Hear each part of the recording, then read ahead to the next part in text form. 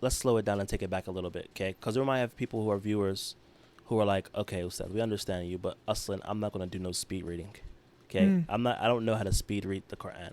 Okay. So how can you help me with understanding or having tadabbur in this Ramadan whilst I'm trying to just finish it maybe once? You know, let's be practical and let's be real. Most people here who might be listening, they're probably in the West. They probably working, they got a 9-to-5 job. They probably have life still continuing. You know how it is in the West. No. Life doesn't stop because Ramadan came in. Like Saudi, that's the ni'mah of living in Saudi or living in the Muslim lands where the whole lifestyle changes. No. The shops don't really open until closer to Maghrib. Everyone's kind of like schools even gets delayed to like 9 a.m. So, okay, I'm living in the West. I don't do speed reading, but I do want to do more tadabbur. How can I have that pondering and understanding whilst trying to finish the Quran throughout the month of Ramadan? That's the problem now. The problem is in the question, which is, and that's actually the mas'ala here as well, which is you have to differentiate between quality and quantity. When you stipulate that you have to finish the Quran and you want to do tadabbur, you might not get both. You might only get one of the two. Yani, what do I mean by that? What I mean by that is you might do tadabbur of the Quran and it might have a major effect on you and it might transform your life. But it could be just one juz of the Quran that has had that effect. So it doesn't have to be that you have to now force yourself to finish the whole Quran. And that's what Ibn Qayyim mentions here as well. He talks about how some of the Salaf, they would what? The Prophet ﷺ himself, one ayah he repeated all night. Allah. Okay? And there's a lot of beautiful narrations here that mention that when you start reading the Quran, don't let not your intention be, or let not your hem, or the thing that you're concerned with be, when do I get to the end of the surah? Let your concern be, when am I going to benefit from Allah's speech? When am I going to change my life? When am I going to stop sinning? When am I going to be a person of Tawheed, of Sunnah? When am I going to transform my life and be from the people of the Quran who act upon it? الَّذِينَ يَعْمَلُونَ بِهِ. They are Ahlul Quran. Even if they'll memorize the Quran. So the point I'm trying to make is that when you try and put these two together, and now you have to do it within 30 days in Ramadan, I say to you, that might not happen. So first and foremost, the whole I have to finish the Quran, take that out. Alhamdulillah, last year we done the Tafsir course, we done half the Quran. But the first lesson that I've done, I asked the students, tell me about last year's Tafsir course, what effect did it have on you? A lot of students said it changed my life. Now I'm connected to the Quran. I started going more into Tafsir. We achieved it with half of the Quran, not the whole of the Quran. Surah Al-Baqarah itself and Surah Al-Imran, only if you finish those only. Like the Sahaba radiallahu anhum, some of them would take 8 years to read, memorize and act upon Surah Al-Baqarah. The Sahaba radiallahu anhum, if any of them would memorize Surah Al-Baqarah, he would be considered to be someone really noble. You know? Ya Ahlul Samara, Ya Ahlul Baqarah, they used to say. So the point I'm trying to make is that the stipulation that I have to finish the Quran, is this mentality that we have. What do you think it is? Do you think it's like a Netflix series, you know, you have to binge watch? La, that's not what it is. It's about you connecting and getting closer with the Quran. Yeah, that's the objective. That's the objective. Even if it's 1 juz, 2 juz, 3 juz. No.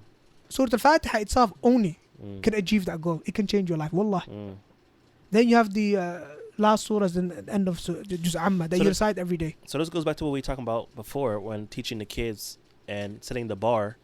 Don't set the bar so high, but set it to make it focus on the quality, objective, not the quantity. Yeah. So the quality should be good and your objective should be to get the most out of your Ramadan.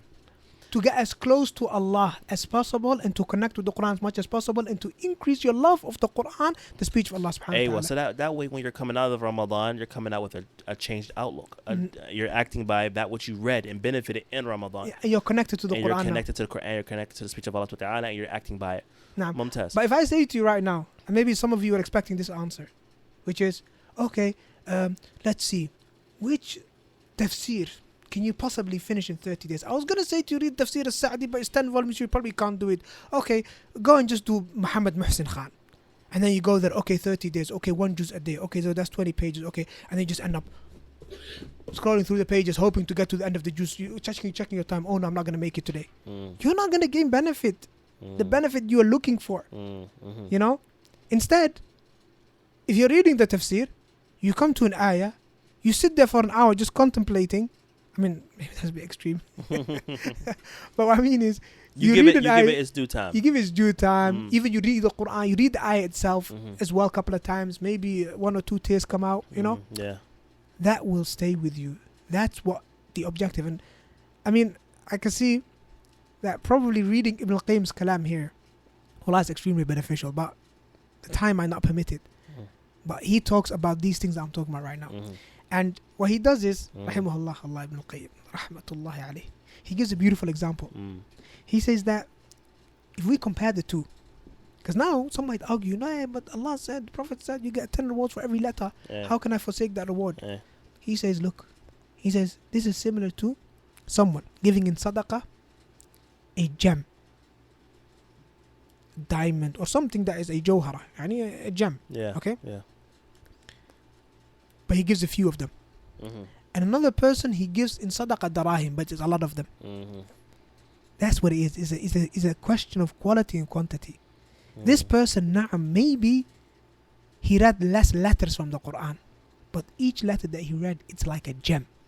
Whereas that person, he read a lot of the Quran, but it's just darahim. Okay? Why? Because we know in the hadith that the Prophet Muhammad ﷺ said that Allah multiplies the good deed. إلى 10 أضعاف 10 أضعاف إلى 700 ضعف إلى أضعاف كثيرة. Allah multiplies the good deeds 10 times to 700 times to many folds more than that. صح? We know that the Prophet Muhammad ﷺ said that if one of the companions were to give in sadaqah half a handful of sadaqah, if we give the amount of Uhud in God, it would be similar. Our religion, wallahi, whoever contemplates on the Quran and the Sunnah, he will come to realize that our religion is a religion of quality over quantity. 100%. That's what it is. Yes. It's not about, these, and we are generally speaking as human beings, we were always stuck to the numbers and the quantity and the appearances. We don't really look at, the substance of things. Well, I mean, I think that's one thing, but I think also it's just like when you're reading through these different narrations where you have example like Uthman radiallahu anhu who's finishing it in one night, finishing it in 7 days, and other companions doing the same, and you find even some of the ulama even now finishing it all the time, then you just want to be like that. You see that to be a goal, and you see that to be something you want to achieve. You get what I'm saying? I think especially Uthman radiallahu anhu.